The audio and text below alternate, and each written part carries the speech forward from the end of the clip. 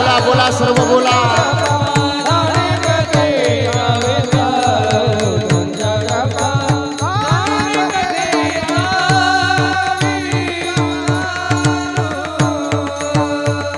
पांडुरंगा करू प्रथम नमन दुसरे चरणा संताच्या त्यांच्या कृपादाने कथेचा विस्तारू बाबाजी सद्गुरु दास तुका यदक्षरम मनाख्येयम आनंदम मज केवलम श्रीमन्युवृत्तिनाथेती ख्यातम देवतमाश्रये। ओम नमो ज्ञानेश्वरा करुणाकरा दयाळा तुमचा अनुग्रह लाधलो पावन झालो चराचरी। नमो सद्गुरु तुकया ज्ञान दीपा नमो सद्गुरु सच्चिदानंद रूपा नमो सद्गुरु भक्त कल्याण मूर्ती नमो सद्गुरु भास्करा पूर्ण कीर्ती। शरण शरण एकनाथा शरण शरण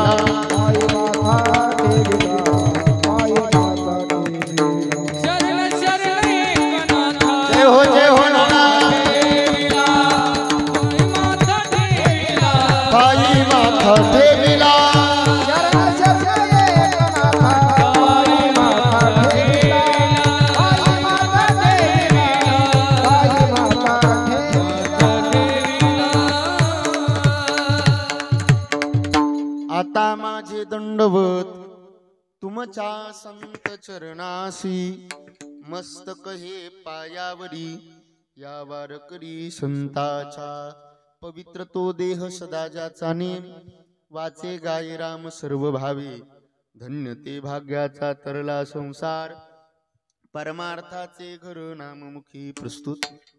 प्राप्त प्रसंगी प्राप्त स्थळी आजच्या या संकीर्तनाच्या सेवेकरता निवडलेला अभंग शांती ब्रह्मश्री एकनाथ महाराज यांचा गोड असा 4 चरणाचा अभंग आजच्या कीर्तनाच्या सेवेकरता निवडला आहे। विठाला विठाला विठाला विठाला।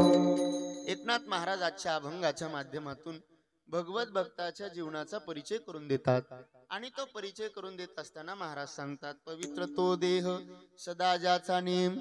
कुणाला भक्त म्हणायचं कुणाला अभक्त म्हणायचं। भक्त आणि अभक्तातला फरक नाथ महाराज या अभंगातून सांगताय। महाराज सांगतात खऱ्या अर्थाने भगवत भक्ताचा देह पवित्र असतो। पवित्र तो देह सदा ज्याचा नेम। त्यांच्या जीवनामध्ये सदा सर्व काळ एकच नियम ठरलेला आहे। कोणता नियम? वाचे गाये राम सर्व भावे।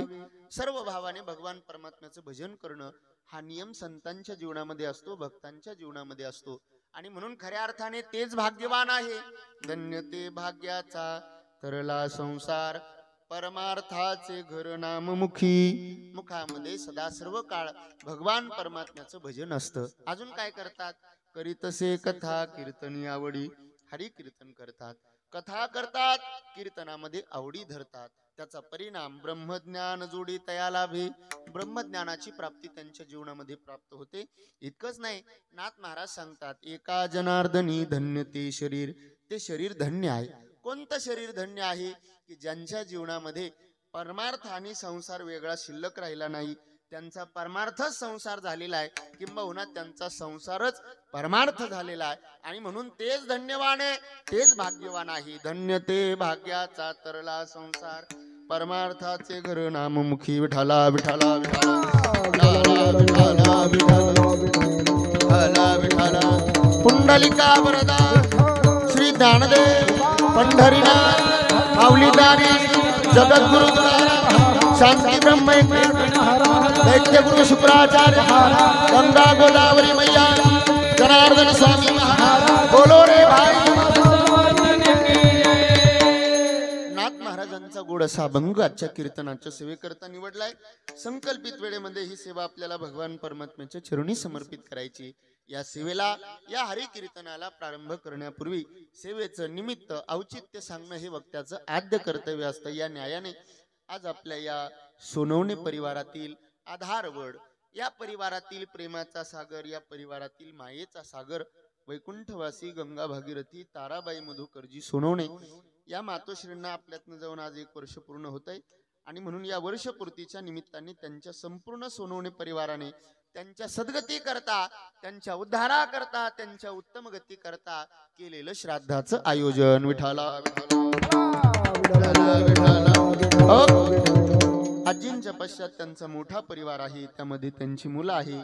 श्री सुनील मधुकर सोनवणे, श्री देविदास मधुकर सोनवणे, त्यांच्या कन्या आहे गंगा भागीरथी उषा रामकिसन खंडांगडे, त्याचबरोबर नातू आहेत, नात सुना आहे, पुतण्या आहे, पंती आहे, पंतू आहे. मोठा परिवार आजींच्या पश्चात आहे. अगदी आपण समोर पत्रिका बघू शकतात, समोर बॅनर लावलेला आहे. मला वाटतं तुम्ही सगळ्यांची नावं टाकली, कोणी सोडलं नाही ना परिवारातलं. हा, आता त्याच्यामुळे मी प्रमुख दोघा तिघांची, त्यांच्या मुलांची मुलींची नावं घेतली. आता हाती के पाव मी सबके पाव असं तुम्ही समजा, म्हणजे सगळ्यांची नावं घेतली असं आपण गृहीत धरूया. सर्वांच्या सहकार्यातून आजचा या श्राद्धाच्या कार्यक्रमाचं नियोजन आहे. निश्चितच आमच्या मातोश्रींच्या जाण्याने, आजींच्या जाण्याने या परिवाराला झालेलं दुःख शब्दात व्यक्त करण्यासारखं नाही आहे, पण तरी खऱ्या अर्थाने आजींच्या जाण्याने या परिवाराला झालेलं दुःख सहन करण्याची क्षमता भगवान परमात्म्याने या परिवाराच्या ठिकाणी प्रदान करावी. वैकुंठवासी आमच्या ताराजींना सद्गती प्राप्त व्हावी अशी प्रार्थना या निमित्ताने भगवत चरणी करतो आणि अभंगाच्या चिंतनाला प्रारंभ करतो. विठाला विठाला आजच्या कीर्तनाच्या साथी करता ज्यांच्या माध्यमातून हे सेवेचं निमंत्रण माझ्यापर्यंत पोहोचलं, याच परिवाराचे संबंधित असणारे, नातलग असणारे आणि महाराष्ट्रातील एक ख्यातनाम मृदंगाचार्य, मृदंगाच्या क्षेत्रामध्ये ज्यांचं फार मोठं नाव आहे, आमच्या नाशिक जिल्ह्याचं भूषण आदरणीय हरिभक्तीपरायण श्री निलेशजी महाराज पगार या ठिकाणी उपस्थित आहे. महाराजांना मी धन्यवाद देतो. त्याचबरोबर आमच्या अण्णा समोर उपस्थित आहे, त्यांनाही धन्यवाद देतो. गाण्याच्या साथी करता अगदी महाराष्ट्रभर ज्यांचं नाव आहे, आपल्या या संपूर्ण परिसराचं भूषण, गोड ज्यांचा आवाज आहे, गोड ज्यांचं गाणं आहे, अगदी षडजापर्यंत सहज ज्यांचा आवाज जातो, असे आदरणीय हरिभक्तीपरायण सध्या जे फोनवरती बोलताय, महाराष्ट्रातील एक ख्यातनाम गायनाचार्य नागनाथजी महाराज गोरडे या ठिकाणी उपस्थित आहे. आपण त्यांचे टाळ्यांच्या गजरात स्वागत करूया. त्यांच्या साथीला महाराष्ट्रातील एक थोर गायनाचार्य, गोड ज्यांचा आवाज आहे, गोड ज्यांचा स्वभाव आहे, आमचे बंधुराज आदरणीय हरिभक्तीपरायण शांतारामजी महाराज या ठिकाणी उपस्थित आहे. त्याचबरोबर आदरणीय नाही, सर्व नाही ना इथं, तुम्ही तुमचं नाव सांगा म्हणजे मला ओळख होईल ना तुमचीवाली. हा, नाव काय बाबांचं? रघुनाथ महाराज आहे इकडे, वाघ महाराज आहे इकडे, रामभाऊ महाराज आहे इकडं, भाऊसाहेब महाराज आहे इकडे, विनेकरी बाबा बाळासाहेब महाराज आहे इकडे, आमचे बाबा खाडे बाबा, वा वा खाडे बाबा आहे. माझा आवाज खरं तर बसलेला आहे, बसलेला नाही झोपलेला आहे, पण तरी तो आवाज चांगल्यापर्यंत पोहोचवण्याचं काम करताय आमची साई दोन साऊंड सिस्टीम. आमचे भाऊ आहे, गोड त्यांचा स्वभाव आहे आणि गोड साऊंड ऑपरेटिंग ते करतात, त्यांनाही धन्यवाद देतो. या सोनवणे परिवारावरती प्रेम करणारे आपण सर्व आपतेष्ट नातेवाईक गणगोत मित्र परिवार, आपणा सर्वांच्या चरणांविंदी विनम्र भावाने नतमस्तक होतो आणि कीर्तनाच्या सेवेला प्रारंभ करतो. विठाला विठाला आजच्या या कीर्तना करता शांती ब्रह्म एकनाथ महाराजांचा अभंग मी सेवेकरता निवडला. का नाथ महाराजांचा अभंग सेवेकरता निवडला तर त्याचं कारण असं आहे. काय कारण आहे माहितीये? वारकरी संप्रदायाच्या दृष्टिकोनातून आजचा दिवस फार मोठा महत्वाचा दिवस आहे. आजचा दिवस, आजच्या दिवसाला वारकरी संप्रदायामध्ये अनन्यसाधारण असं महत्व आहे. का महत्व आहे? कारण आजच्या दिवशी शांती ब्रह्मनाथ महाराजांचा जलसमाधी सोहळा पैठण क्षेत्रामध्ये नवे नवे संपूर्ण भारतभर अतिशय थाटामाटामध्ये साजरा होतोय. नाथ महाराजांचा आजचा समाधी सोहळा, जलसमाधी सोहळा, आणि म्हणून या निमित्ताने वर्ष श्राद्धाचंही कीर्तन करावं आणि नाथ महाराजांचंही काहीस चरित्र तुमच्या पुढे मांडावं म्हणून आजच्या अभंगाची योजना. विठाला विठाला विठाला हो. आणि ऐका, कीर्तनकाराला हे जमलं पाहिजे महाराज. जे निमित्त आहे त्या दिवसाचं जे वेगळेपण आहे ते वेगळेपण कीर्तनकाराला सांगता आलं पाहिजे. समयोजाना समयोजाना भलते नाना भलते ते. जसा समय असेल, जसा दिवस असेल, जशी तिथी असेल, जो पर्व काळ असेल त्या पर्व काळाच्या संबंधाने सुद्धा कीर्तनकाराला चिंतन करता आलं पाहिजे.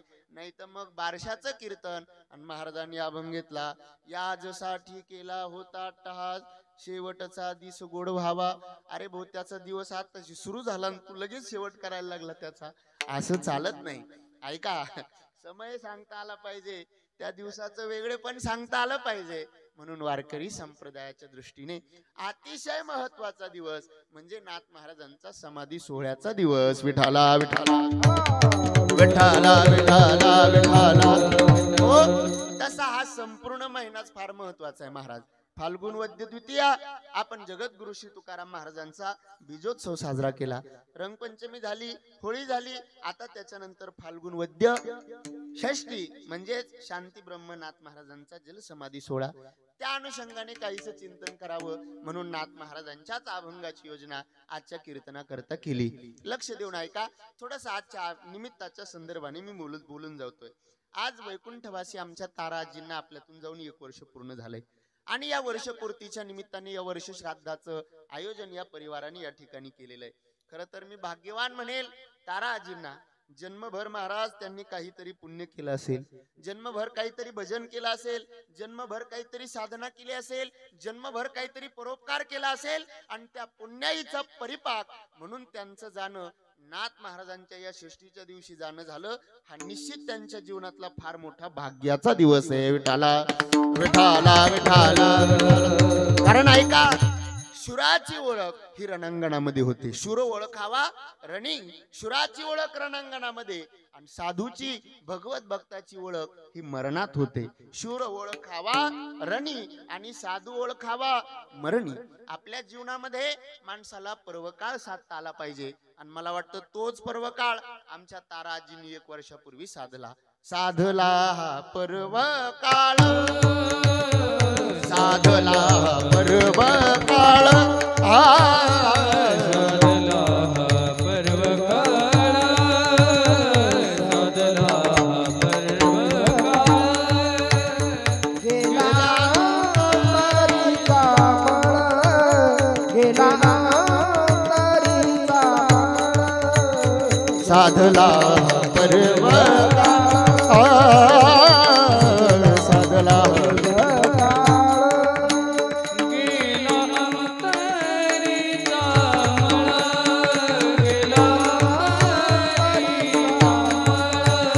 साधला पर्वकाळ.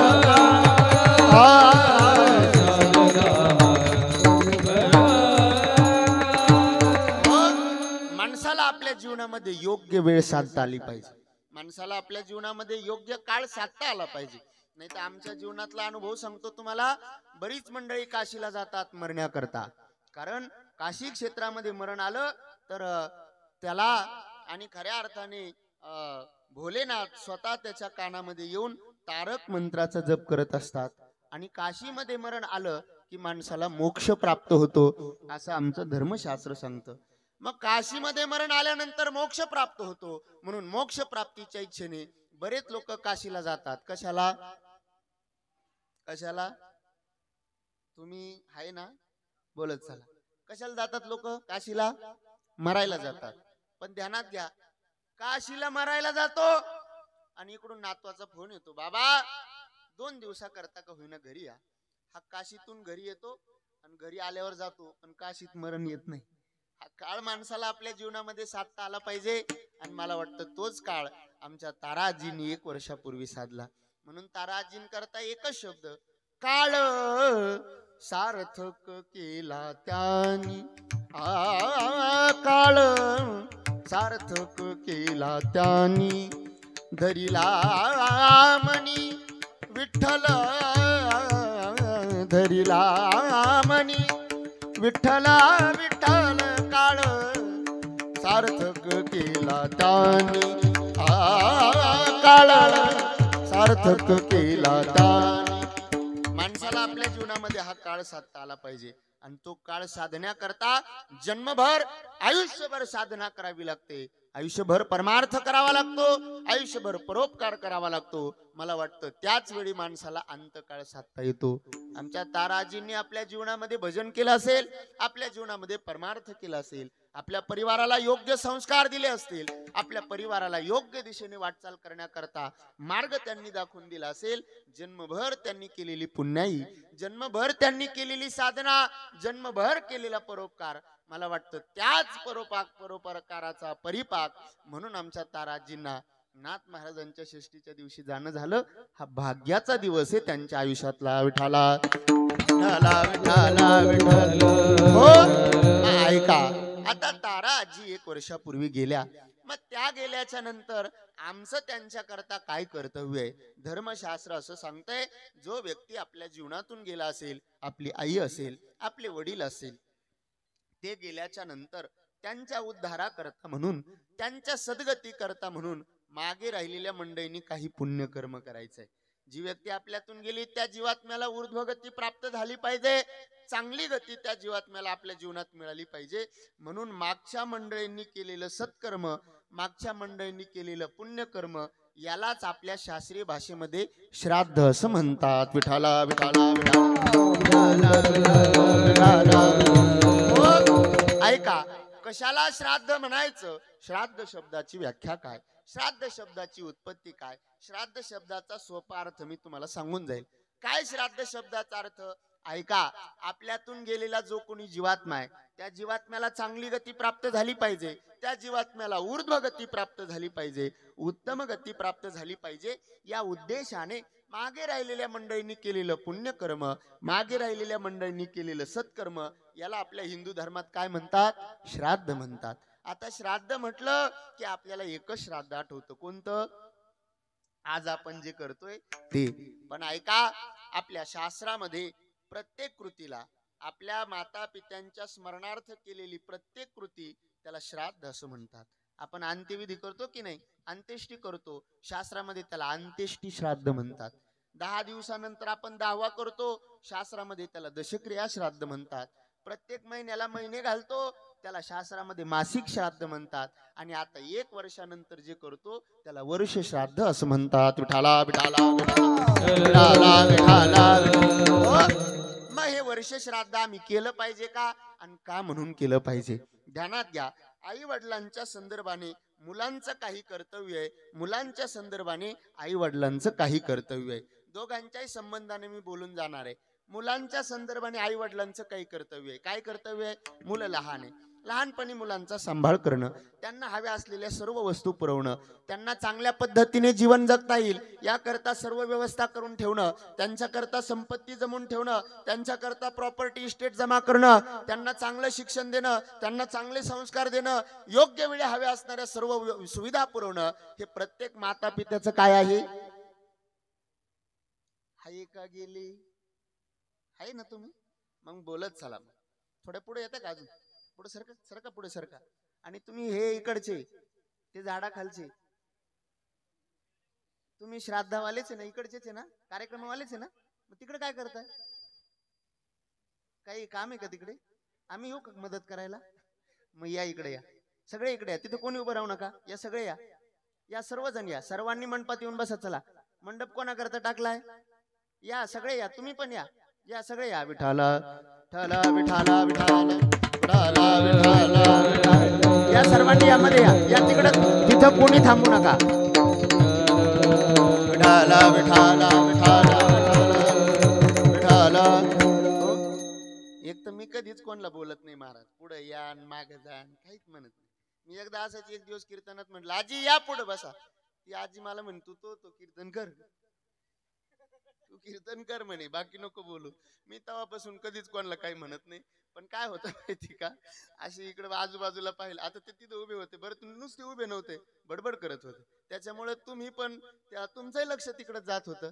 काय आपल्याला फार वेळ कीर्तन करायचं नाही. 12च्या पुढे 1 मिनिट सुद्धा जाणार नाही, आणि 12च्या आत 1 मिनिट सुद्धा सोडणार नाही. विठाला विठाला विठाला विठाला विठाला विठाला. हो, आणि ध्यानात घ्या, माणसाला आपल्या आयुष्यामध्ये प्रत्येक क्षणाचा आनंद घेता आला पाहिजे. आपल्याला प्रत्येक क्षणाचा, या जगण्यावर, या जन्मावर शतदा प्रेम करावे, शतदा प्रेम करावे. ऐका, आपल्या जीवनामध्ये कोणत्या काळी कशी परिस्थिती येईल सांगता येत नाही, पण जी ही परिस्थिती आपल्या जीवनात येईल ना, त्या परिस्थितीला हसत हसत आनंदाने त्या परिस्थितीला आपल्याला सामोरं जात आलं पाहिजे. दुःखाचे जीव प्रसंग असू द्या, सुखाचे प्रसंग असू द्या, जो काळ असेल तो काळ आनंदात जगता आला पाहिजे. आता हा तासाभराचा काळ आपण कशा करता दिलाय? कशा करता दिलाय आपण हा काळ? 1 तासाचा काळ कशा करता दिलाय? तुझ्या सोनाचं काय चाललं, माझ्या सोनानं काय, त्याच्या करता दिलाय का? हा 1 तास, हा 1 तास कशा करता दिलाय? आपण कीर्तना करता दिला ना. 1 तास कशा करता दिला? इकडे फोन करण्याकरता, तिकडे बडबडण्याकरता, इकडे पाहण्याकरता नाही दिला. मग 1 तास जर आपण कीर्तना करता दिला असेल तर 1 तास आपण काय केलं पाहिजे? काय वाटतं रघुनाथ भाऊ? बरोबर नाव नाव चुकलं नाही ना? हा, आता ध्यानात पाठ केलं मी, काळजी करू नका. आता तुम्ही कुठे भेटा मला की नाही. हा 1 तास जर आपण कीर्तना करता दिला असेल तर मग ऐका, बाकीचं सगळं आता डोक्यातून काढून टाकायचं आणि 1 तास फक्त कीर्तनच ऐकायचं. विठाला विठाला माझा विषय असा चालू होता, मुलांच्या संदर्भाने आई वडिलांचं काही कर्तव्य असतं. काय कर्तव्य असतं? मुलांकरता संपत्ती जमवणं, मुलांना चांगले संस्कार देणं, लहानपणी त्यांना हवे असलेल्या वस्तू पुरवणं, त्यांना चांगलं शिक्षण देणं, हे प्रत्येक आई वडिलांचं काय कर्तव्य आहे. आता आम्ही गावगाव जातो, ही म्हातारी मंडळी आमच्या पुढे येते आणि म्हातारी मंडळी आमच्याशी बोलता बोलता बोलते, महाराज लय केलं आमच्या पोरांकरता, एकाचं 2 केलं, 2चे 4, अगदी इतकी सगळी संपत्ती प्रॉपर्टी जमवली, पण एवढं करून सुद्धा पोरांना त्याची काहीच. असंच आहे ना? म्हटलं कोपरगाव मध्ये काही वेगळं आहे की काय? आमच्या सारखंच आहे तुमच्याकडे. गाव गेलं की लोक सांगतात एवढं केलं पोरांकरता, तेवढं केलं, असं केलं तसं केलं, आणि पोरांना त्याची जाण नाही, पोरांना त्याची किंमत नाही. मग मी विनोदाने म्हणत असतो, मग केलं तर काय उपकार केला का? मुलांच्या करता संपत्ती जमवणं, मुलांना चांगले संस्कार देणं, त्यांना चांगलं शिक्षण देणं, त्यांना हव्या असलेल्या सर्व वस्तू पुरवणं, हे आई वडिलांचं काय आहे? कर्तव्य. ध्यानात घ्या, कर्तव्यामध्ये चूक होता कामा नये.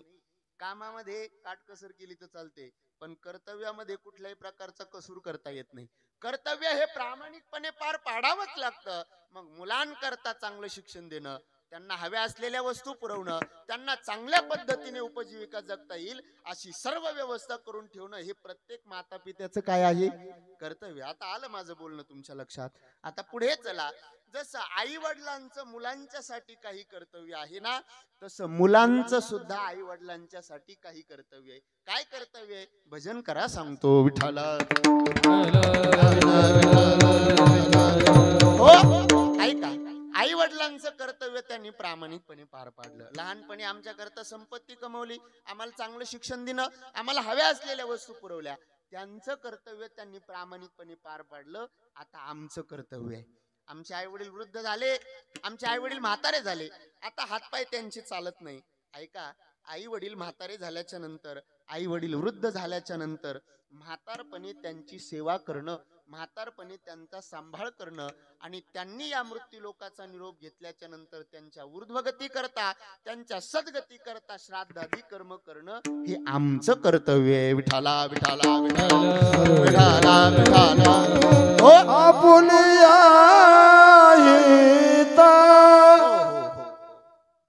आपलं कर्तव्य चालू आहे. ते हिताचा विचार आज नाही करायचा आपल्याला, पुन्हा करू आपण. काय चाललं आपलं? काय चाललं? कर्तव्य चालू आहे. काय कर्तव्य? आई वडिलांचं कर्तव्य मुलांच्या प्रती, लहानपणी त्याचा सांभाळ करणं. तसं मुलांचं कर्तव्य आई वडिलांच्या प्रती काय? आई वडील वृद्ध झाले, म्हाते झाले, म्हातारपणी माता पित्याची चांगली सेवा करणं, आणि त्यांनी या मृत्यू लोकाचा निरोप घेतल्यानंतर त्यांच्यासाठी श्राद्ध करणं, हे आमचं कर्तव्य. ते बघा, आमच्या जीवनामध्ये आई वडिलांच्या करता हे दोन्ही कर्तव्य आम्ही प्रामाणिकपणे पार पाडायचे.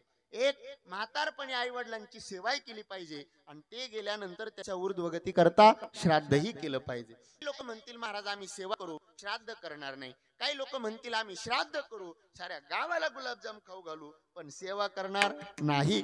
तुकाराम महाराज सांगतात असं चालणार नाही.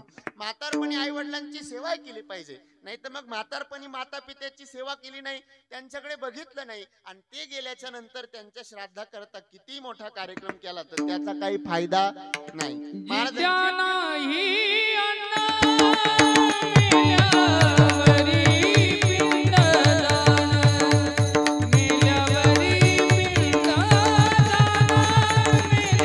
वरी पिंडदान विद्या जय हो जय हो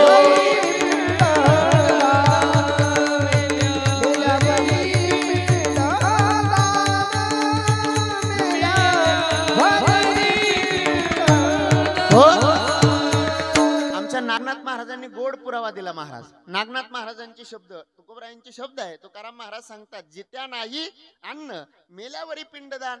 जिवंतपणे आई वडिलांची सेवा केली नाही, जिवंतपणे माता पित्याचा सांभाळ केला नाही आणि ते गेल्याच्या नंतर त्यांच्या श्राद्धा करता सारं गाव जरी जेव घातलं, पंच पक्वान्नांचं जेवण जरी दिलं, तर महाराज सांगतात त्याचा काही फायदा नाही. हा भामटेगिरीचा प्रकार आहे. हे तो चाळवा चाळवे. जिंदा बाप को रोटी न देवे मरे बाद बचतियो. जिवंतपणी सांभाळलं नाही, जिवंतपणे मायबापाला 2 वेळेस अन्न व्यवस्थित देता आलं नाही. जिंदा बाप को रोटी न देवे मरे बाद पछतयो. जिवंतपणे सांभाळ नाही आणि मेल्यानंतर पस्तावा करून काही फायदा आहे का? जिवंतपणे सेवा केली नाही. जिंदा बाप को रोटी न देवे मरे बाद पछतयो. मुठभर चावल छत पर फेंको, मुठभर चावल छत पर फेंको, कवा बाप बनइयो रे. भजन बिना कैसे तरियो अनाड़ी दुनिया. भजन बिना कैसे तरियो अनाड़ी दुनिया. भजन बिना कैसे तरियो. महाराज सांगतात काय भामटेगिरी चालली लोकांची. जिवंतपणे सांभाळ नाही. जिंदा बाप को रोटी न देवे मरे बाद पछतयो. मुठभर चावल छत पर फेंको, मुठभर चावल छत पर फेंको, कौवा बाप बनइयो रे. भजन बिना कैसे तरियो अनाड़ी दुनिया. भजन बिना कैसे तरियो.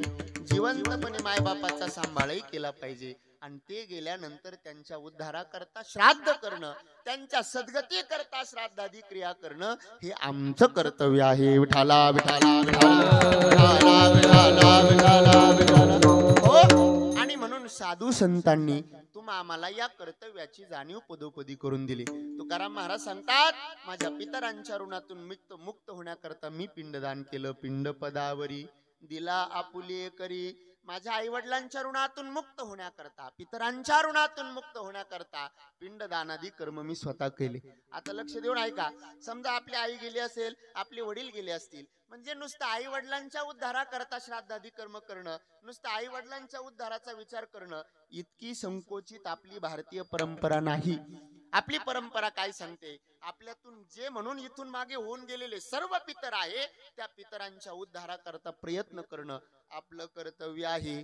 आता मला सांगा, इथं बसलेल्या मंडळींनी तुम्ही आज पिंडदान केलं ना? कोणी केली पूजा? कोणी केली? तुम्हीच केलं. मला सांगा, तारा आजी गेल्या, तुम्ही आज त्यांच्या नावाने पिंडदान केलं. पिंडदान करत असताना तुम्ही फक्त त्यांच्याच नावाने केलं का? एकच पिंडदान केलं का? नाही. तारा आजींच्या करता एक केलं. दुसरं पिंडदान आजी म्हणजे आजोबांसाठी.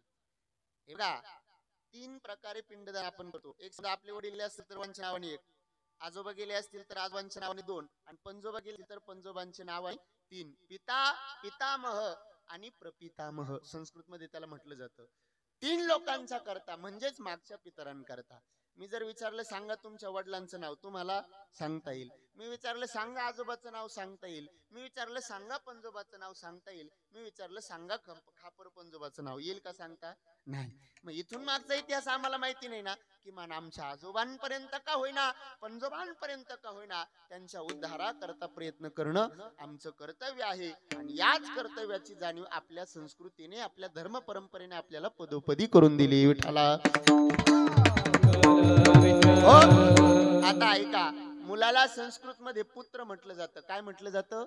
पुत्र म्हटलं जातं. कुणाला पुत्र म्हणतात? पुत्र शब्दाचा अर्थ काय? पुत्र शब्दाची व्याख्या काय? लक्ष देऊन ऐका. पु शब्दाचा अर्थ होतो नरक. पु म्हणजे काय? नरक. आपल्या श्रीमद भागवत नावाच्या धर्मग्रंथामध्ये 28 प्रकारच्या नरकांचा विचार येतो. कुंभीपाक, महाकुंभीपाक अशा 28 प्रकारच्या नरकांचं वर्णन महाभारतामध्ये किंबहुना श्रीमद भागवतामध्ये केलंय. कधी वेळ मिळाला तर वाचा, कारण आपल्याला सगळ्यांना नंतर जायचंय ना. तिकडच जायचंय. आपल्याकरता काय स्वर्ग आहे का? आपल्याकरता स्वर्ग नाही. हा, आपण पार शेजारच्याचा बाण ठेवला नाही महाराज. आपल्याकरता काही स्वर्ग आहे का? आपल्याला स्वर्ग नाही, आपल्याला तिकडच जायचंय. पू शब्दाचा अर्थ होतो नरक. 28 प्रकारच्या नरकांचं वर्णन आपल्या शास्त्राने केलेलं आहे. चला पुढे. पू शब्दाचा अर्थ होतो नरक आणि त्र शब्दाचा अर्थ होतो तृणाम त्रायते. आपल्या पितरांना नरकातून तारण्याकरता जो प्रयत्न करतो, शास्त्रामध्ये त्याला पुत्र असं म्हणतात. विठाला विठाला विठाला विठाला. हो, म्हणून आपल्या पितरांच्या उद्धाराकरता प्रयत्नशील असणं आपलं कर्तव्य आहे. साधू संतांनी त्याच कर्तव्याची जाणीव करून दिली. तुकाराम महाराज सांगतात, मीही पिंडदान केलं, पिंड पदावरी दिला आपुले करी.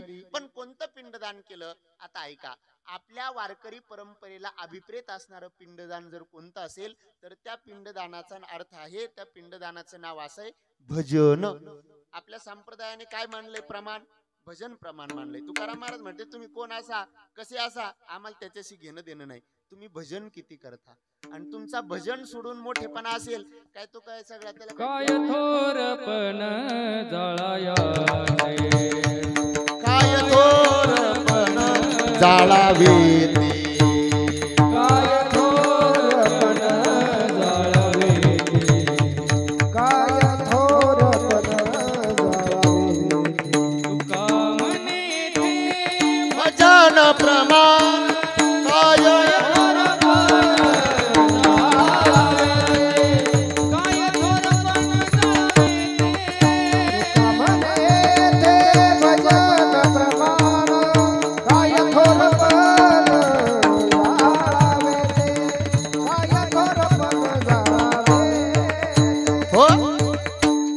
संप्रदायाने सगळ्यात महत्वाचं स्थान, प्राधान्य कोणाला जर दिलं असेल तर ते प्राधान्य भजनाला दिलंय. तुकाराम महाराज सांगतात, तुम्ही किती केलं, काय केलं, किती मोठेपणा, तुम्ही तिकडे गावचे सरपंच आहे का, कोण आहे का, काय कोण, आम्हाला काही घेणं देणं नाही. काय थोरपण जाळावे ते. आम्ही महत्व कशाला देतो? भजनाला महत्व आहे. भाग्यवाने महाराज आमच्या ताराजी, आयुष्यभर त्यांनी भजन केलं. आपल्या भजनी मंडळातल्या ते एक सदस्य होत्या. आयुष्यभर भजन केलं, परमार्थ केला, साधना केली. म्हणून तर षष्टीच्या दिवशी जाणं झालं. ते कुणाचंही असं घडत नाही. विठाला विठाला विठाला विठाला विठाला. हो, भाग्यवाने महाराज हा परिवार, संपूर्ण सोनवणे परिवार भाग्यवान आहे. का भाग्यवान आहे? कारण त्यांच्या पोटी खऱ्या अर्थाने त्यांचा जन्म ज्या मातेच्या पोटी झाला, आयुष्यभर भजन करणाऱ्या, परमार्थ करणाऱ्या, नामस्मरण नामचिंतन करणाऱ्या एका पुण्यशील आत्म्याच्या पोटी, आमच्या तारा आजींच्या चरण पोटी त्या यांचा सगळ्यांचा जन्म झाला. भजनाची परंपरा या घरामध्ये.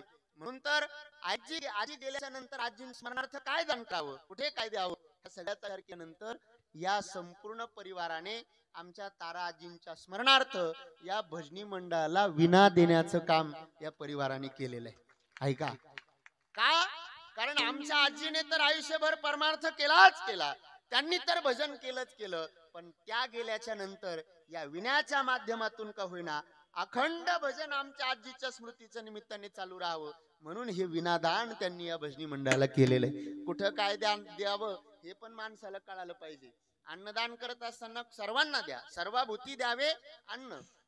पण इतर दानाचा विचार करत असताना द्रव्य पात्र विचारून दान करत असताना या गोष्टींचा विचार केला पाहिजे. लक्षात घ्या, एका पुण्यशील मातेच्या पोटी. कारण संप्रदायामध्ये भजन प्रमाणे, भजनाला महत्व आहे, भजनाला प्राधान्य वारकरी मंडळींनी दिलंय. म्हणून लक्ष देऊन ऐका, भजनाचं सामर्थ्य काय. ज्ञानोबराय हरिपाठामध्ये अनेक ठिकाणी वर्णन करतात. ज्ञानोबराय सांगतात, जर तुम्ही भजन केलं तर तुमच्या संपूर्ण कुळाचा उद्धार होईल. परंपरा त्याचे कुळ शुद्ध, कुळ शुद्ध, परंपरा त्याचे कुळ शुद्ध.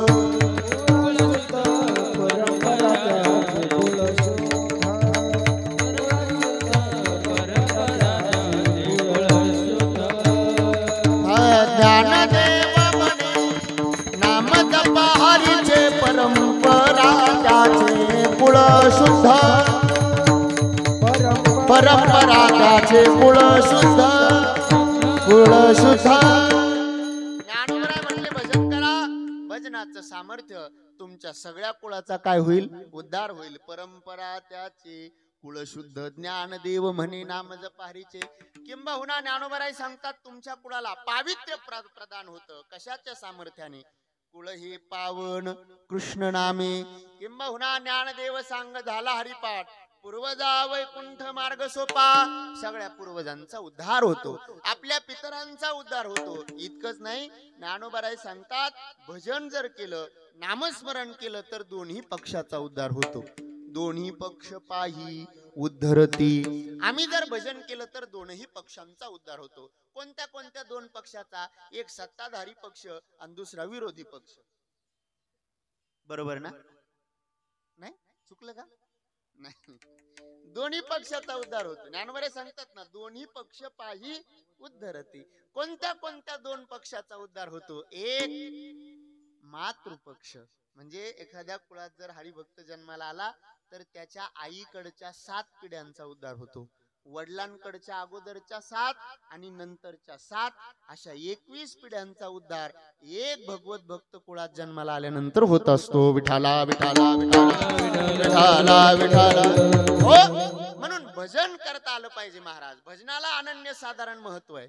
दोन्ही पक्षाचा उद्धार होतो, 21 पिढ्यांचा उद्धार होतो. बरं, भजन करायला काही लागत नाही हो महाराज.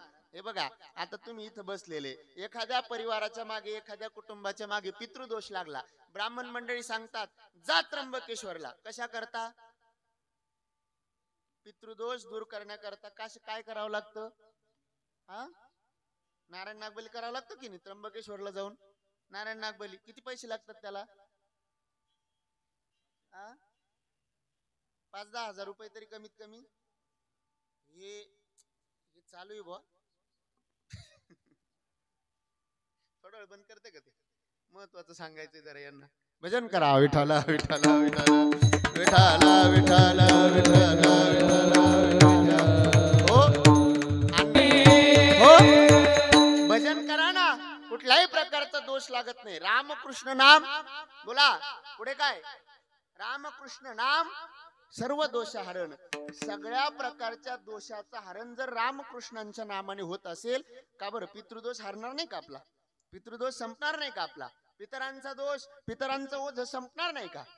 ज्ञानोबरायांच्या शब्दावर आपला विश्वास पाहिजे महाराज. भजन करा. भजनाशिवाय दुसरा सोपा मार्ग पितरांच्या ऋणातून मुक्त होण्याकरता असू शकत नाही. विठाला विठाला विठाला विठाला. हो, आणि आमचं असं आहे महाराज, सोपं सोडून द्यायचं आणि कोणाच्या मागे लागायचं, कुठेही पळायचं, आडवाटाने पळायचं, त्याच्यात मजा नाही. संप्रदायाने सांगितलं भजन करा, साधू संतांनी तो मार्ग आम्हाला सांगितला. बरं, इथं बसलेले मला सांगा, भजन करायला काय लागतो?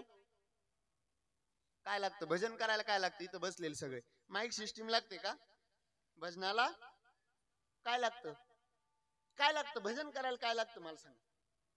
काय लागतं? काहीच लागत नाही. टाळ असू नसू, पखवाज असू नसू, साऊंड सिस्टीम असू नसू, वेळ सुद्धा काढायची गरज नाही.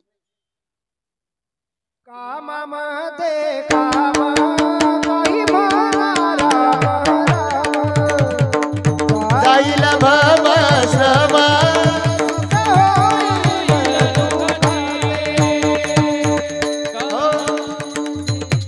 गोड प्रमाण दिलं की नाही? आजी तुमच्या प्रश्नाचं उत्तर लगेच इथल्या इथं. हा सूर्य आणि हा आजूबाजूला जायचंच गरज नाही. तुम्ही सांगितलं वेळ काढावा लागतो, आता त्यांनी प्रमाण दिलं, वेळ सुद्धा काढावा लागतो का? नाही.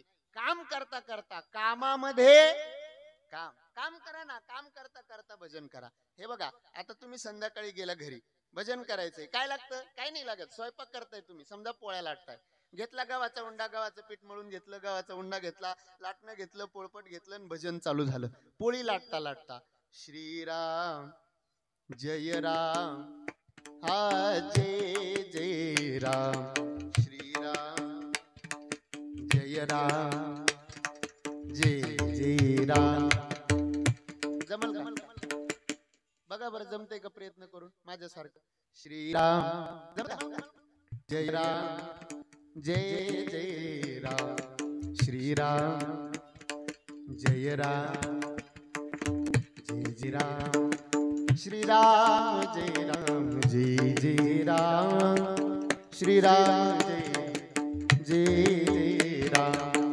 श्रीराम जय राम जय जय राम श्रीराम जय राम जय जय राम श्रीराम जय राम जय राम श्रीराम जय राम जय राम श्रीराम जय राम जय राम श्रीराम जय राम हो झाली पोळी लाटून झाली ना पोळी लाटून सोपं की नाही किती सोय महाराज एकदम सोपं आहे गव्हाचा उंडा घेतला की श्रीराम जय राम जय जय राम बरोबर ना आजी सोपं आहे ना आमच्या गुरुजींना मी एकदा विचारलं म्हटलं तुम्ही सांगितलं हे भजन करता करता श्रीराम हे जमलं बरोबर पुढं जय राम हे पण बरोबर जमलं पण हे जय जय राम हे लांबवायचं कसं करता बा हे पहिलं दोन जमलं बरोबर श्रीराम पण जमलं जय राम पण जमलं हे जय जय राम कसं करता ते म्हटले समजा पोळी लाटत असताना एखाद्या देशाचा नकाशा व्हायला लागला तर ते सोयीना करायला जय जय जमू शकतं की नाही सोपं ना काम करता करता भजन करता येऊ शकतं पण आम्ही चपात्या करता करता माझ्या नवऱ्याची दुसरी बायको पाहतो की नाही खोटं बोलायचं नाही पाहता ना माझ्या नवऱ्याची दुसरी बायको आता तुम्ही जर चपात्या करता करता दुसरी बायको पाहता तर तो आणणार का बरं नाही मग हे ध्यानात घ्या आपण स्वयंपाक करत असताना जसे विचार आपल्या अंतःकरणात असतात त्या विचारांचा प्रभाव त्या अन्नावरती पडत असतो आणि तसं घरातलं वातावरण बनत असतं विठाला विठाला विठाला विठाला हो सोपं आहे ना तुम्ही निघाले बाहेर कामाला बसले गाडीवर मारली की श्रीराम जमू शकतं की नाही जय राम एखाद्याला ओव्हरटेक करायचंय जय जय एकदम सोपं आहे फक्त ते जमवता आलं पाहिजे विठाला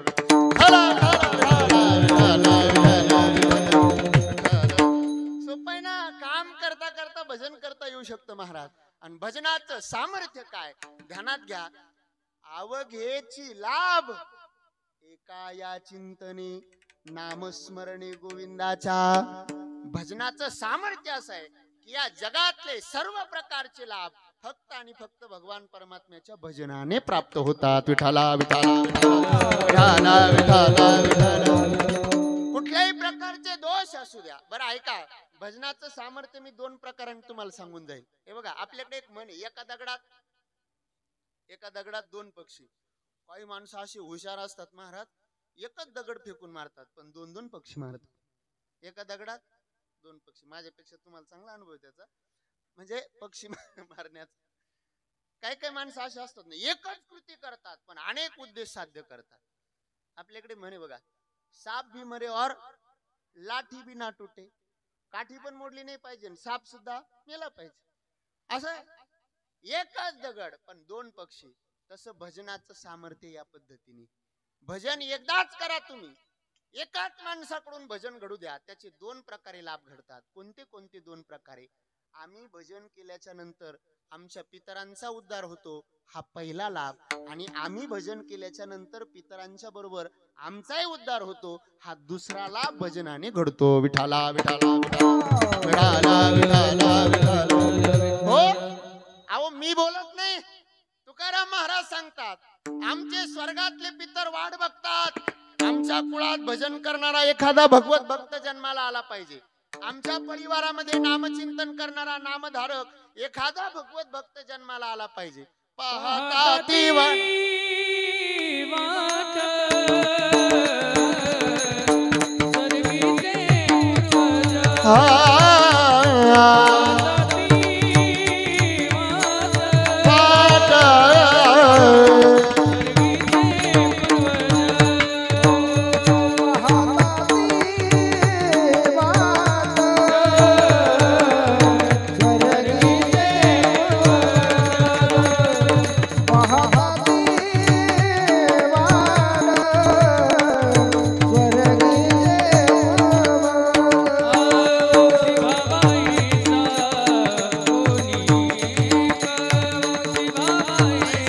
भक्त कोणी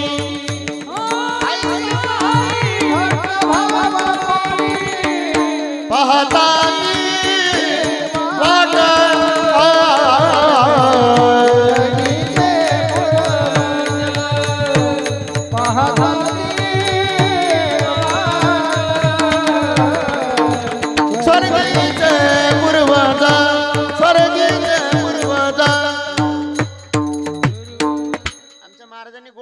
दिलं. स्वर्गातले पितर वाट बघतात, ऐसा हरिभक्त व्हावा कोणी. असा हरिभक्त एखादा नामधारक आमच्या कुळात जन्माला आला पाहिजे. फायदा काय होईल? आमच्या पितरांचा उद्धार होईल. ऐसा हरिभक्त व्हावा कोणी. धन्य हरिभक्त जन्मले ज्या वंशी, सकळ कुळासी तारावया. भजनाचं सामर्थ्य, आमच्या पितरांचा उद्धार. भजनाचं सामर्थ्य, पितरांच्या बरोबर आमचा सुद्धा उद्धार. आम्ही जर भजन केलं, आम्ही जर नामचिंतन केलं तर त्याचा फायदा काय होतो? महाराज सांगतात, जे सदा सर्व काळ सर्व भावाने भगवान परमात्म्याचं नामचिंतन करतात त्यांच्या पितरांचा उद्धार होतोच होतो. पण पितरांच्या बरोबर त्यांचाही देह पवित्र होतो. अभंगाचं पहिलं चरण. पवित्र तो देह ऐसा ज्याचा नेम, पवित्र तो देह ऐसा ज्याचा नेम, पवित्र तो देह ऐसा ज्याचा नेम, पवित्र तो देह ऐसा ज्याचा नेम.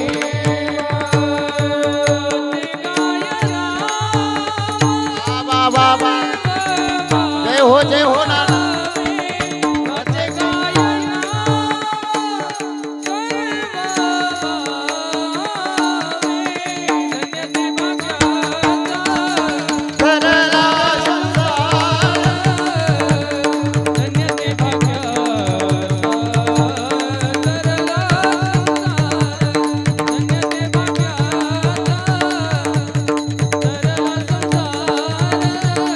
धन्य देवाचा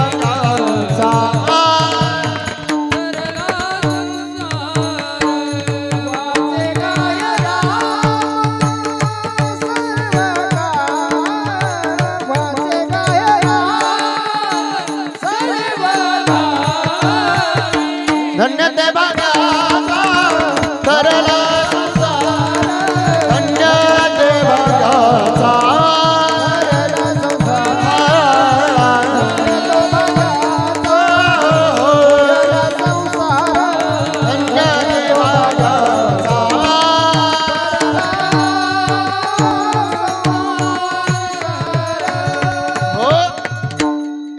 नागनाथ महाराजांकरता टाळी वाजवा बरं सर्वांनी. वा, काय आवाज आहे महाराज आमच्या नागनाथ महाराजांचा. असं वाटतं त्यांच्यासारखं आपण पण गावं.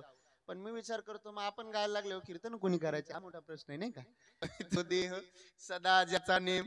नाथ महाराज सतत त्या भगवत भक्ताच्या जीवनात नियम असतो. आणि ऐका, नियमाला फार महत्व आहे बरं. पडतात भारी हा दासी आठवावा हरी. हा नेम टळला नाही पाहिजे माणसाच्या जीवनामध्ये. नियमाला फार महत्व आहे. आपण परमार्थ करतो, आपला परमार्थ नियमाचा आहे का? हा, आपला परमार्थ नियमाचा परमार्थ नाही महाराज. आपला परमार्थ गावात जर सप्ताह चालू झाला तर असं वाटतं सगळे धंदे सोडून द्यावा आणि भजनच करावं. पुन्हा सप्त्याचा दिवस गेला, शिमगा आला, नारायणगावची महाराज आली. नारायणगावची महाराज आली की मग असं वाटतं यांच्यात नादी लागावं. हा हंगामी परमार्थ काही कामाचा नाही. विठाला विठाला विठाला विठाला विठाला हो. नामा म्हणे केशिवराजा केला नेम चालवी माझा. केला नेम चालवी माझा. परमार्थात नियमाला फार महत्व आहे. म्हणून महाराज सांगतात, पवित्र तो देह सदा ज्याचा नेम. वाचे गाई राम सर्व भावे. सर्व भावाने जो भजन करतो, नियमाने जो भजन करतो, महाराज सांगतात त्याचा देह पवित्र होतो. आता इथं बसलेल्यांपैकी सगळ्यांना माझा प्रश्न आहे, आपला देह पवित्र आहे की अपवित्र? हो, आपला देह कसा आहे? अपवित्र आहे. ज्ञानोबरायांना विचारा. ज्ञानोबराय सुद्धा सांगतात, हा देहो नाशिवंत मळमूत्राचा बांधा.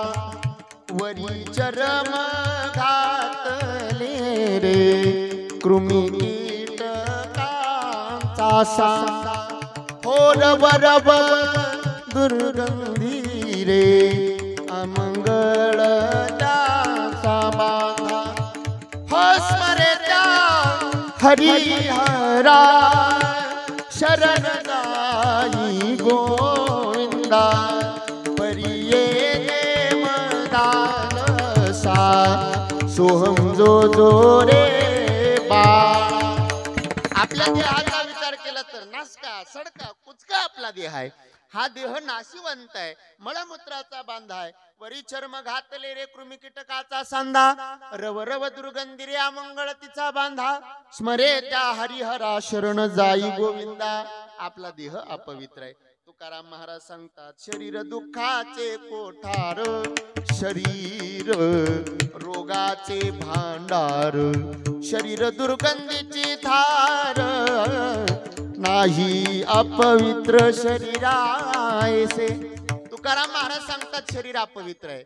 योगशास्त्र सांगतं शरीर अपवित्र आहे. योगशास्त्राने शरीराच्या अपवित्राची 6 कारण दिली. आता मोजा पटपट. पहिलं कारण दिलं स्थानात, दुसरं कारण दिलं बीजात, तिसरं कारण दिलं उपष्टंभात, चौथं कारण दिलं निस्यंदात, 5वं कारण दिलं कायम देशोचत्वात आणि 6वं कारण दिलं निधनादपी. 6 कारणांनी पटवून दिलं मानवी देह अपवित्र आहे. पटलं की नाही तुम्हाला? पटलं ना? हा देह कसा आहे? अपवित्र आहे. त्याची किती कारण दिली? 6 दिली. मी तुम्हाला सगळी सांगितली. आता सांगा पटपट. एक काही नाही राहिलं ध्यानात. एखादं तरी बरं आहे. तुमच्या ध्यानात राहत नाही म्हणून आमचं बरं आहे. तुम्ही जर सगळे कीर्तन ध्यानात ठेवले, सगळे जर पाठ केले तर मग आम्ही तरी काय सांगायचं हा मोठा प्रश्नच आहे. विठाला 6 कारणांनी पटवून दिलं देह अपवित्र आहे. पहिलं कारण दिलं स्थानात. ज्या स्थानात हा देह निर्माण झाला ते स्थान अपवित्र आहे. हा देह निर्माण झाला आईच्या गर्भामध्ये.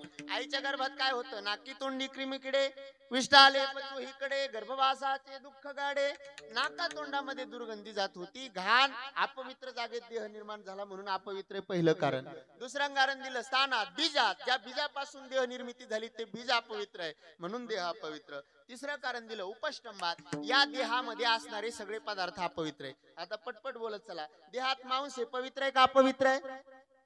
हा, मांस अपवित्र आहे. देहामध्ये हाड आहे पवित्र का अपवित्र? आमच्याकडे माणूस मेला का दुसऱ्या दिवशी राख सावडायला जातात. राख सावडल्यानंतर सगळे अस्थी एकत्र करतात. तो अस्थी कलश घरी आणतात आणि देवाऱ्याच्या शेजारी ठेवतात. नाही मग कुठे ठेवतात? हा, लांब येड्या बाबडीला तिकडं लिंबाच्या झाडाला लांब टांगून ठेवा म्हणतात. पण घरात आणू नका. का?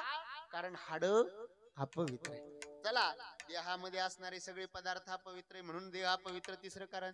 चौथं कारण दिलं निस्यंदात. या देहातून बाहेर येणारे सगळे पदार्थ अपवित्र आहे. पटपट बोलत चला. कानातून बाहेर येतो पवित्र का अपवित्र? अपवित्र. डोळ्यातून बाहेर येत सकाळी सकाळी चिपड चिपड. चिपड पवित्र आहे का अपवित्र? कानातून बाहेर येणं मळ अपवित्र. डोळ्यातून बाहेर येणारे चिपड अपवित्र. असं कोणी म्हणतं का? वाह काय घट्ट दिसत वा. एखाद्या बरणीत भरून ठेवा, काम येईल पुढच्या यज्ञाला एखाद्या ठिकाणी, असं म्हणतात कोणी? नाही. देहातून बाहेर येणारे सगळे पदार्थ अपवित्र आहे म्हणून हा देह पवित्र. चौथं कारण दिलं निस्यंदात. 5वं कारण दिलं कायम आदेशोचत्वात. मला सांगा, एखाद्या माणसाने हप्ताभर आंघोळ न करू द्या काय होईल? चांगले प्राणी जन्माला येतील त्याच्या शरीरावर. हप्ताभर आंघोळ केली अपवित्र आहे ना. कारण पावित्र्याचे संस्कार याच्यावर करावे लागतात. आणि 6वं कारण दिलं निधनादपी. हा देह मरकाय. हा देह मरणार आहे. एक दिवस याला मृत्यू प्राप्त होणार आहे म्हणून हा देह अपवित्र आहे. विठाला विठाला विठाला. ऐका, आतापर्यंत आपण जे वर्णन बघितलं ते आपल्या देहाचं. संतांचा देह मात्र यापेक्षा वेगळा आहे. या 6 कारणांपैकी एकच कारण मी तुम्हाला सांगून देतो. आपला देह अपवित्र आहे कारण आपला देह मरका आहे. संतांच्या देहाचा जर विचार केला तर संतांचा देह मरका नाही. परवा बीज होऊन गेली. आणा तुकोबरायांचं चरित्र डोळ्याच्या पुढे.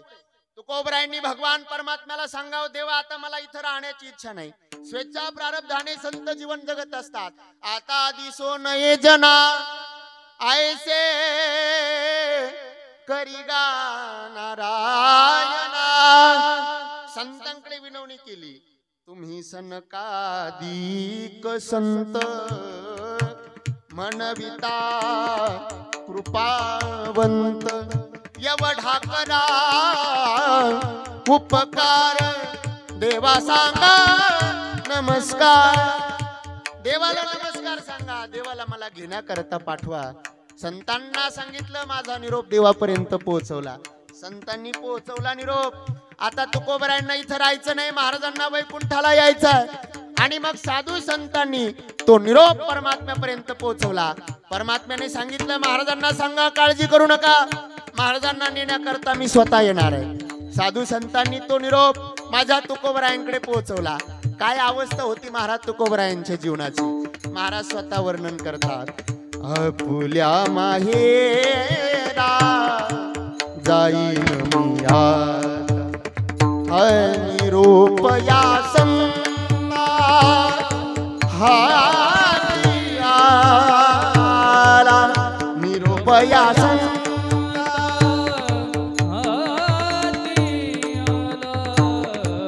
हाती आला.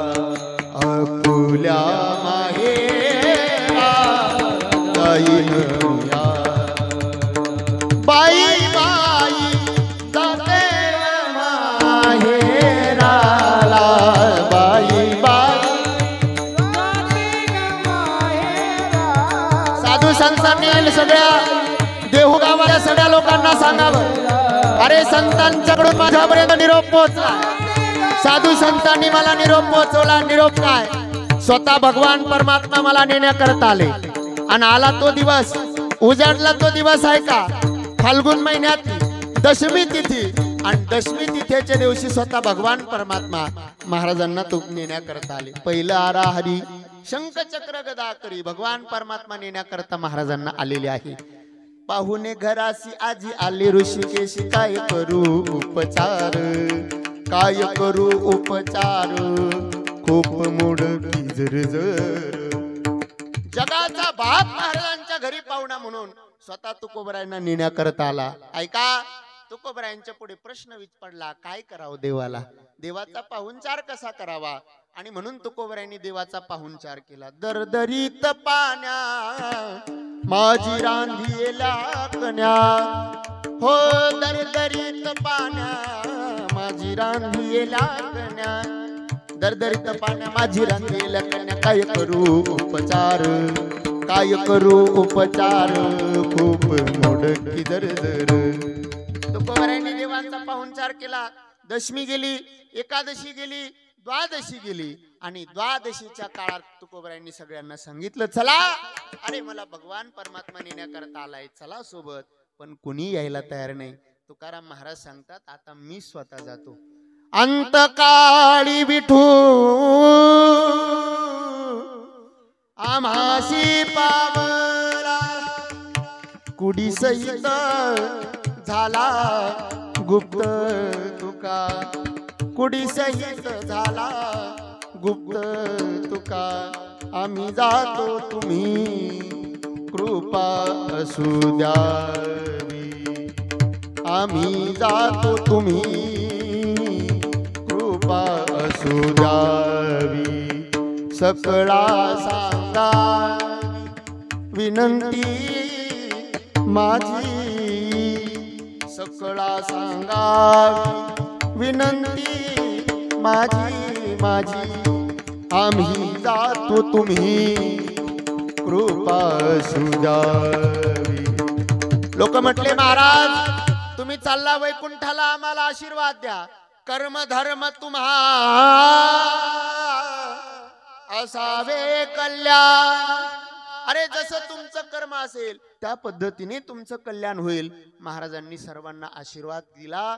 आणि बघता बघता बघता बघता म्हणे, रामेश्वर सकळा पुसोनी, गेला तो विमानी बैसोनिया. तुमचा आमचा देह नाश काय, तुमचा आमचा देह मर काय, पण या जगाच्या पाठीवर माझ्या तुकोबरायांनी अशी क्रांती केली की महाराजांनी हा देह सदैव वैकुंठाला महाराज गेले. जगद्गुरू महाराजांच्या जीवनातली क्रांती आहे का? त्यान काळी देवी विमान पाठविले, हा कळीच्या काळा माझी अद्भुत वर्तविले. काय अद्भुत केलंय? मानव देह घेऊन निज धामा गेली, हा निळा म्हणे सकळ संता तोषविले. जय जयाजी सद्गुरु स्वामी तुकया दातारा. आणि जशी क्रांती या विजेच्या पर्व कालावरती तुकोबरायांनी केली ना, त्याच पद्धतीने क्रांती माझ्या शांती ब्रह्मनाथ महाराजांनी केली आजच्या षष्टीच्या दिवशी. विठाला विठाला. हो, आपला देह मरकाय, आपल्या देहाला मरावं लागतं, पण संतांचा देह मात्र मरका नाही. संतांचा देह कसा आहे? ऐका, नाथ महाराजांनाही वाटलं आता आपला कार्यकाल संपवला पाहिजे. भागवत लिहून झालं, रामायण लिहून झालं, सर्व प्रकारची ग्रंथ संपदा लिहून झाली, आता इथून गेलं पाहिजे.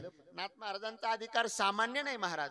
12 वर्ष भगवान परमात्म्याने 12 असं 36 वर्ष काम नाथ महाराजांच्या घरी करावं, हा नाथ महाराजांचा अधिकार आहे. सगळ्या वारकऱ्यांची, सगळ्या भक्तांची, सगळ्या साधू संतांची एकच इच्छा असते, देवाची सेवा आमच्याकडून घडावी. पण त्या देवाची सुद्धा एक इच्छा आहे की नाथ महाराजांची सेवा माझ्याकडून घडावी. किती मोठा अधिकार असला पाहिजे महाराज आमच्या नाथ महाराजांचा. 36 वर्ष नाथ महाराजांनी आणि नाथ महाराजांच्या घरी भगवान परमात्म्याने सेवा केली. बस आता संपलं पाहिजे. चांगली माणसं जास्त दिवस राहत नाही महाराज. चांगल्या माणसांचं जीवन, अरे 100 दिवस शेळ्या मेंढ्यांसारखं जगण्यापेक्षा एकच दिवस जगावं, पण कसं वाघासारखं. काय 100 दिवस किती लोक वाट पाहत, कधी जाते कधी जाते कधी जाते, संपायला त्याचं तयारच होत नाही, तो जायला तयारच होत नाही. माणसाने 100 दिवस शेळ्या मेंढ्यांच्या सारखं जगण्यापेक्षा एकच दिवस जगावं, पण कसं जगायचं, वाघासारखं जगायचं. नाथ महाराज म्हटले सगळे विपुल ग्रंथ संपदा लिहून झाली, आता गेलं पाहिजे. नाथ महाराजांनी आपला देह ठेवला. आता बघा, देह ठेवल्याच्या नंतर नाथ महाराजांची अंत्ययात्रा चालू झाली. बोलो भाई आंबो. त्याच गावामध्ये काय झालं, एक म्हातारी, तिची एकुलती एक मुलगी, तिचं लग्न झालेलं होतं. आणि लग्न झालेलं असताना ती मुलगी पुन्हा सासरी चाललेली आणि समोरच नाथ महाराजांची अंत्ययात्रा चालली. ती आई म्हणी, या म्हाताऱ्याला, या नाथाला जायला काय आजचाच दिवस सापडला होता का? इतक्या पवित्र कालावरती चांगल्या शुभमुहूर्तावर माझी मुलगी सासरी नांदण्याकरता चालली आणि हे मढ आता चाललं या नाथाचं, याला काय दुसरा दिवस भेटला नाही का? जसं नाथ महाराजांनी ऐकलं तसे उठून बसले. नाथ महाराज म्हटले, हो तो पुरीला आधी जाऊ दे, मी नंतर जातो. पहिला प्रसंग, नाथ महाराजांनी आपल्या मृत्यूवरती विजय मिळवला, पुन्हा माघारी घरी आले. आता चला पुढे बर का. पुन्हा काही ठराविक काळ गेल्याच्या नंतर पुन्हा नाथ महाराजांनी देह ठेवला. नाथ महाराजांनी देह ठेवल्याच्या नंतर पुन्हा अंत्ययात्रा चालू झाली. राम बोलो भाई राम बोलो, राम बोलो भाई राम बोलो, अशी अंत्ययात्रा चालू झाली. आणि अंत्ययात्रा चालू झाल्याच्या नंतर आता ते जे भावकीतले होते ना, ते प्रेत यात्रा घेतलेली, ते सगळं अंगावरती खांद्यावरती घेतलेलं आणि त्यांची खाली चर्चा चालू झाली. ते म्हणे, का रे लई नाकाच्या शेंड्यावरती असा टाईट शेंडा करून आयुष्यभर वागला. कसा वागला? आपल्याशी कधी नीट बोलला नाही, आपल्याशी कधी व्यवस्थित बोलला नाही. वेदाचा तो अर्थ जो आपल्याकरता संस्कृत भाषेमध्ये होता, ज्याचा अधिकार आपल्याकडे होता, या नाथाने ते तत्वज्ञान रामायणाच्या रूपाने, भागवताच्या रूपाने सगळ्यांमध्ये वाटलं. काय आपल्या कुळाच्या विरोधात काम काय केलं. आणि शेवटी किती जरी झाला तर शेवटी कोणाच्या खांद्यावर चालला? भावकी लय बेकार महाराज की आबा बाबा बाबा लय बेकार. हे नाते गोते, नाते गोते कशाला म्हणतं माहिती? जे गोत्यात आणते ते नाते. सोयरे, सोयीनुसार वागणारे सोयरे, लय अवघड काम. आयुष्यभर आपल्या विरोधात काम केलं आणि शेवटी कोणाच्या खांद्यावर चालला? आपल्याच खांद्यावर चालला. नाथ महाराज म्हटले, इतका अहंकार आहे का तुम्हाला? तुमच्या खांद्याची सुद्धा मला गरज नाही. उठले नाथ महाराज. नाथ महाराज उठून बसले. एक इकडं एक इकडं एक इकडं एक इकडं. ते म्हणे, हे तर गेलं होतं आणि उठत कसं परत? ते भूत गेले ना घाबरून. नाथ महाराज म्हणे, आता कोणाच्या खांद्यावर जायचं नाही आणि अंत्ययात्रा सुद्धा काढायची नाही. नाथ महाराजांनी फाल्गुन वद्य षष्टीच्या दिवशी सगळा वारकरी परिवार जमा केला, सर्व भक्त मंडळी जमा केली आणि ऐका, वाजत गाजत नाथ महाराजांची मिरवणूक निघाली. भजन चाललंय, राम कृष्ण हरी जय जय, राम कृष्ण हरी, राम कृष्ण हरी जय जय, राम कृष्ण हरी, राम कृष्ण हरी जय जय, राम कृष्ण हरी, राम कृष्ण हरी जय जय, राम कृष्ण हरी, राम कृष्ण हरी जय जय, राम कृष्ण हरी, राम कृष्ण हरी जय जय, राम कृष्ण हरी, राम कृष्ण हरी जय जय, राम कृष्ण हरी, राम कृष्ण हरी जय जय, राम कृष्ण. सगळे वारकरी, सगळे भगवत भक्त नाथ महाराजांनी घेतले आणि भजन करता करता पवित्र गोदामय्येमध्ये नाथ महाराज गेले आणि गंगा मैयेलाच आपलं सगळं शरीर नाथ महाराजांनी समर्पित करून टाकलं. मला सांगायचं तात्पर्य एकच आहे, ज्या दिवशी नाथ महाराजांनी जलसमाधी घेतली तो दिवस म्हणजे आजचा दिवस आहे. आज नाथ महाराजांनी समाधी घेतली.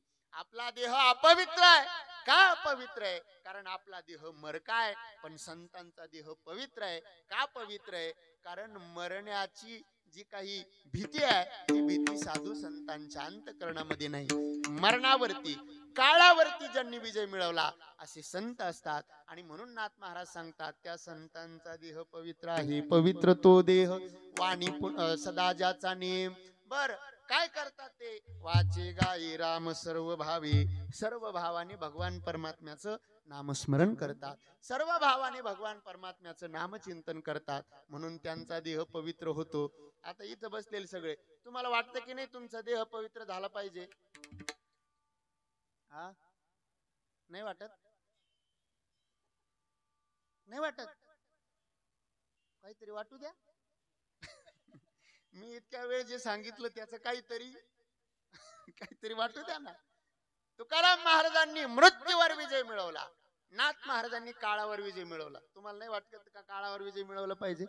तुम्हाला नाही वाटत का आपला देह सच्चिदानंद रूप झाला पाहिजे, आपलाही देह पवित्र झाला पाहिजे? मग देह पवित्र होण्याकरता काय करावं लागतं? त्याच्याकरता भजन करावं लागतं. काय करावं लागतं? भजन करावं लागतं. एकदा सर्वांनी प्रेमाने वर हात करा. ज्यांना देवाने दिले बा, भगवान परमात्म्याने आपल्याला देह दिला, या देहावरती हात दिले, ज्यांना ज्यांना हात असतील त्यांनी सगळ्यांनी वरती करा. सगळे पहिल्यापासून शेवटपर्यंत सर्वांनी हात वरती करा आणि मोठ्या प्रेमाने भजन करूया. विठोबा रखुमाई. एक साथ सर्वांनी भजन करा. विठोबा रखुमाई. चला चला चला परिवारातले सदस्य चला.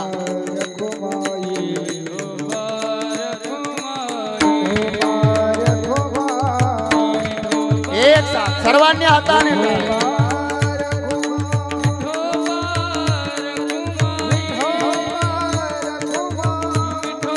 आणा ते ताटा नाही इकडं.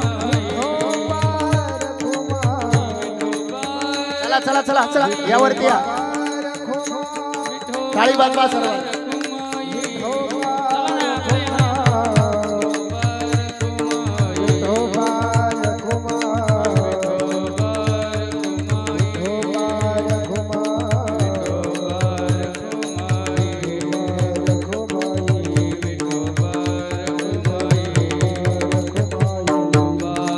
भजन करा. कुंडलिक वरदा हरी विठ्ठल श्री ज्ञानदेव पंढरीनाथ भगवान माऊली ज्ञानेश्वर महाराज जगद्गुरु तुकाराम महाराज शांती ब्रह्म बोलो रे भाई.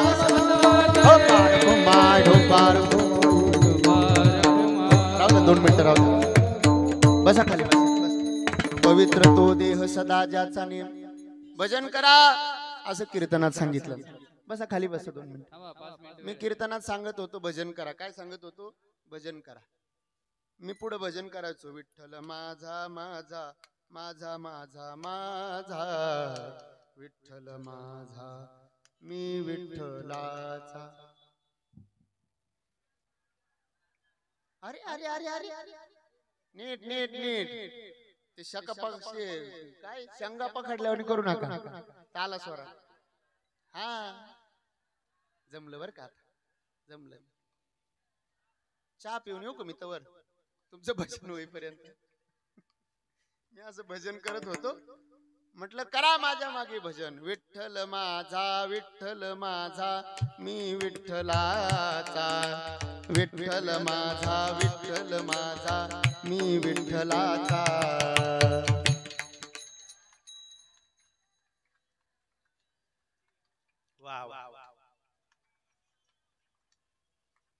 लताताईच्या पुण्यस्मरणाला ठेवायचं यांचं भजन. आपल्याला लईच गोड म्हणताय हो. अण्णा असं भजन चालू. एक बाई समोर बसलेली होती. मी म्हणायचो विठ्ठल माझा मी विठ्ठलाचा. विठ्ठल माझा मी विठ्ठलाचा. ती बाई ती म्हणायची नवरा माझा मी नवऱ्याची. मी म्हणायचो आजी तसं नाही. विठ्ठल माझा मी विठ्ठलाचा. ती म्हणायची नवरा माझा मी नवऱ्याची. कीर्तन झालं. ती बाई असंच म्हणायची. मी तिला कीर्तन झाल्यानंतर बोलून घेतलं. म्हटलं का आजी अहो मी देवाचं नाव घ्यायचो, मी म्हणायचो विठ्ठल माझा विठ्ठल माझा, आणि तुम्ही म्हणायचे नवरा माझा. ती म्हणे बाबा माझ्या नवऱ्याचं नाव विठ्ठल आहे. म्हणलं त्याला काडी लाव तिकडं. नाही रे, नवऱ्याचं नाव विठ्ठल, हे देवाचं नाव महत्वाचं आहे, देवाचं भजन करणं महत्वाचं आहे. आम्ही जर भजन केलं तर फायदा काय? सदा ज्याचा नेम पवित्र तो देह, आमचा देह पवित्र होईल. वाचे गाय राम सर्व भावे, धन्य ते भाग्याचा तरला संसार, परमार्थाचे घर नाममुखी. खऱ्या अर्थाने आपलं जीवन पवित्र अशा पद्धतीचं होतं. भगवत भक्त काय करतात? करीतसे कथा कीर्तनी आवडी, ब्रह्मज्ञान जोडी तया लाभे. नाथ महाराज सांगतात, हे भगवत भक्त कथा करतात, हरी कीर्तन करतात, आणि त्या योगाने ब्रह्मज्ञानाची प्राप्ती होते. नाथ महाराज सांगतात त्यांचं शरीर धन्य आहे, कारण त्यांनी परमार्थ आणि संसार वेगळा ठेवला नाही. काय महाराज संतांचं जीवन आहे हे बघा. आपल्या जीवनामध्ये आपण परमार्थ करतो, पण आपण केलेला परमार्थ संसारात जमा होतो. साधू संत संसार करत होते, पण साधू संतांनी केलेला संसार सुद्धा परमार्थात जमा होत होता. हे संतांचं वेगळेपण आहे. नाथ महाराज सांगतात, धन्य ते संत, धन्य ते शरीर, की ज्यांनी परमार्थ आणि संसार वेगळं न ठेवता एकरूप झाला. अभंगाचं शेवटचं चरण.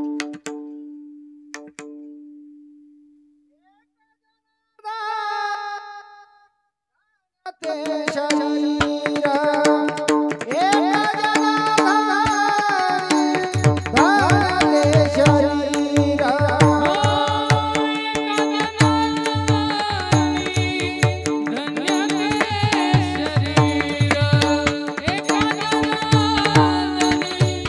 धन्य ते शरीर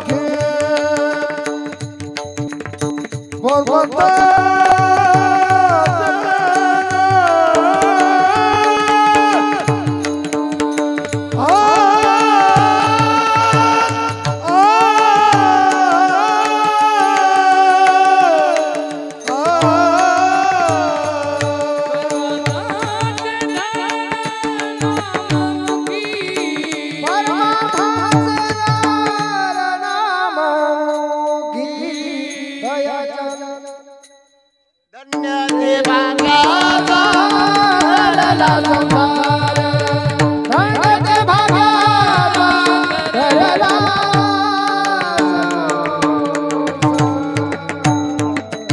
ज्ञानेश्वर माऊली ज्ञानराज माऊली तुकाराम ज्ञानेश्वर माऊली ज्ञानराज माऊली तुकाराम